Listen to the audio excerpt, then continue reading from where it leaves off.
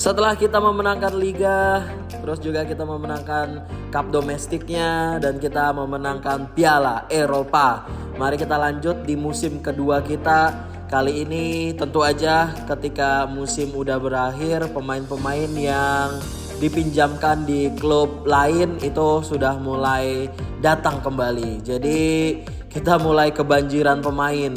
Jadi hari ini kita bakal menguras pemain-pemain yang tidak terpakai atau tidak masuk ke skema.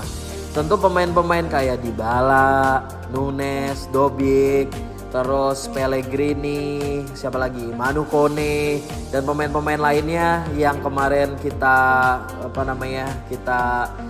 mainkan secara reguler itu akan tetap ada di tim, jadi gak bakal kita kemana-manain.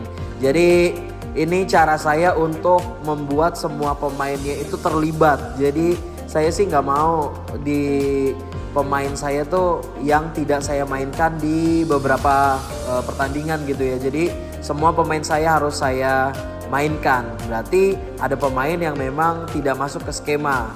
Tuh ada Baldanzi nggak masuk skema. Sule juga kayaknya nggak masuk skema. Pemain-pemain yang baru datang kayaknya bakal saya buang semuanya.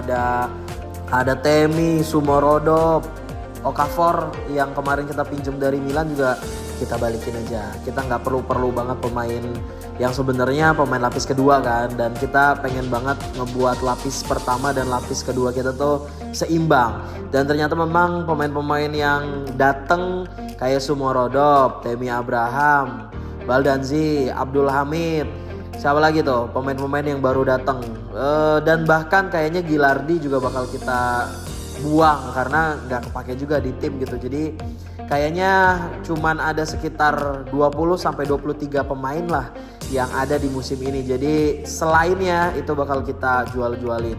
Jadi buat kalian yang pengen nge-build pemain, nge-build tim gitu ya, jangan lupa pemainnya juga harus dikasih ruang untuk bermain. Jadi kalau misalnya pemainnya ada kesempatan untuk bermain, itu dia akan menambah harga pasarnya gitu. Jadi percuma aja kita pemainnya banyak, kita tumpuk tapi nggak kita main-mainin gitu. Itu bakal jadi mubazir bagi saya gitu. Jadi pemain-pemainnya bakal kita putus kontrak atau bakal kita jual. Ya jadi sih sebenarnya caranya yang pertama kita bakal jual, masukin list untuk penjualan, terus list untuk peminjaman. Terakhir kalau emang nggak laku juga ya mau nggak mau kita bakal putus kontraknya. Dan kita kembali di musim ini, tentu aja saya bakal mencoba untuk kembali merekrut Luis Openda. Kita punya dana sekitar 130 jutaan, tapi kita coba untuk tuker aja karena mau 10 juta dan Sule. Mau guys. Ini kayaknya keberuntungan, atau mungkin juga di Leipzig si Luis Openda juga lagi underperform ya, jadi gampang banget dijualnya. Let's go. Mari kita langsung negosiasi kontrak, gaji dan sebagainya biar gak kemana-mana nih si Luis Openda. Sudah barang tentu kita bakal naruh dia di krusial, tapi dia gajinya di 105, bakalan bisa kita turunin gak ya? Dengan kontrak jangka panjang 4 tahun.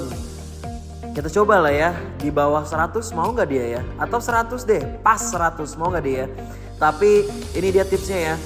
Mau guys, mau. Jadi itu dia tipsnya. Jadi kalau misalnya kita mau nurunin gaji, kita naikin bonusnya. Karena ya ini sebenarnya pilihan ya. Kalau saya pribadi sih karena lagi banyaknya uang di budget transfer, jadi kita mengupayakan dia untuk pemotongannya di budget transfernya aja, jangan digaji.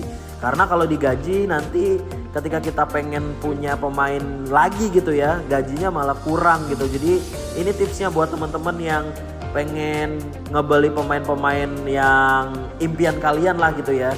Jadi potongannya itu di gajinya aja, gajinya kecilin.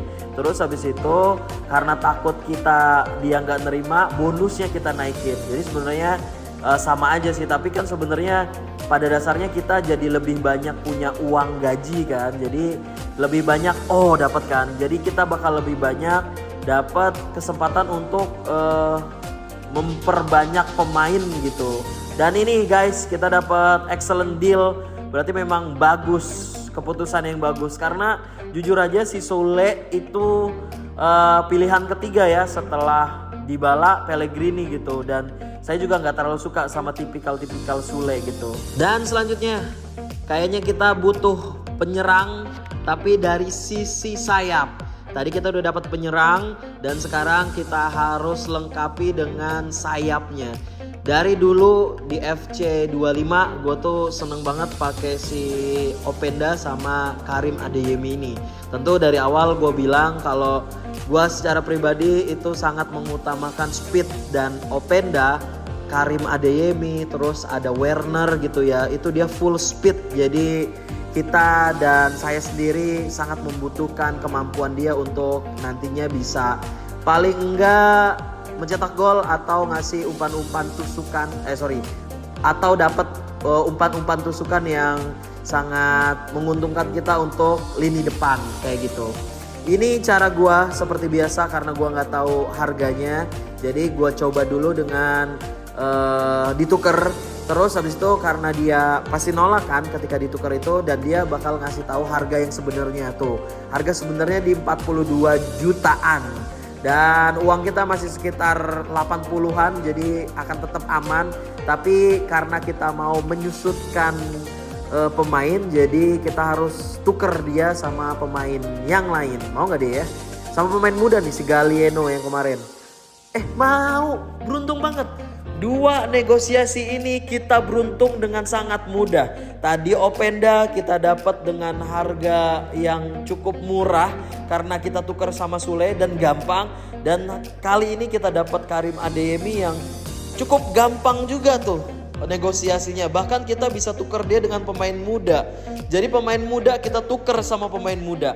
Ini sih kalau gue pribadi menguntungkan gue ya, karena pemain mudanya juga gue dapetnya nggak beli, tapi pemain mudanya dapat dari akademi gitu. Jadi buat kalian yang pengen ngebuat pemain akademi itu semakin bagus ya, tadi pemain akademinya sering-sering kita mainin. Dan waktu itu kan Gallieno juga dapat berapa gol? 3 gol kalau nggak salah. Berarti 3 gol itu ngebuat Dortmund dan pelatihnya mempermudah kita untuk memboyong si Karim Adeyemi.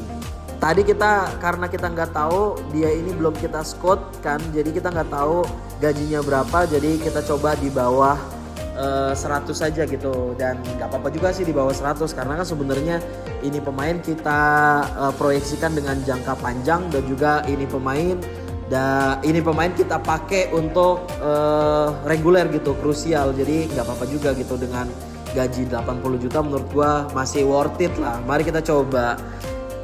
Apakah manajemen menilai ini sebagai negosiasi yang baik atau tidak? Tapi dengan dia ketemu sama pemain-pemain inti kayak Dybala sama Spiller sih kayaknya ini negosiasinya berjalan dengan baik. Kita tuker sama pemain muda tadi Jamie Gallieno 41.400.000, harga dia tuh 42.900.000 tadi ya. Dia di overallnya udah pasti 80. Ya, udah pasti 80 ke atas. Good player, excellent deal lagi.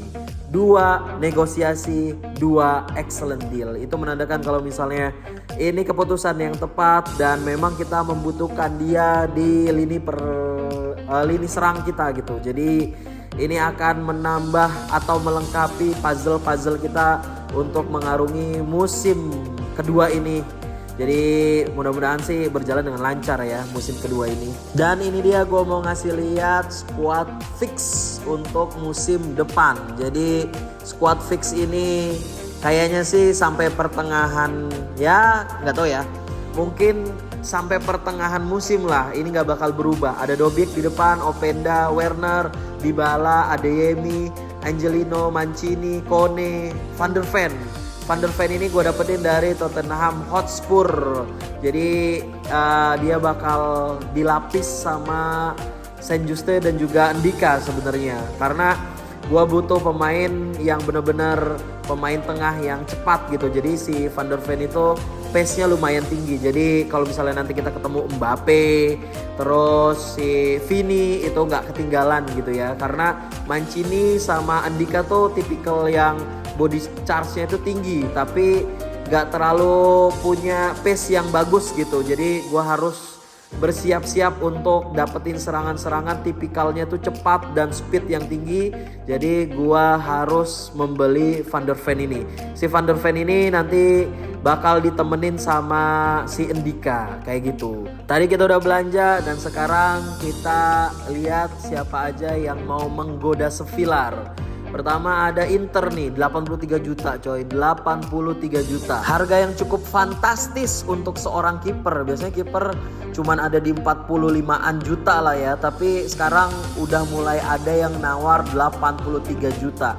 Gua pribadi sebenarnya tergoda ya, tapi karena kita udah dapat Openda, Karim Adeyemi, terus juga kita dapat Van de Ven, kayaknya udah cukup lah skuad kita untuk mengarungi musim ini gitu. Jadi kayaknya Sevillar akan tetap ada di AS Roma musim ini, nggak bakal gue jual. Oke, kita lanjut nanti di perjalanan selanjutnya.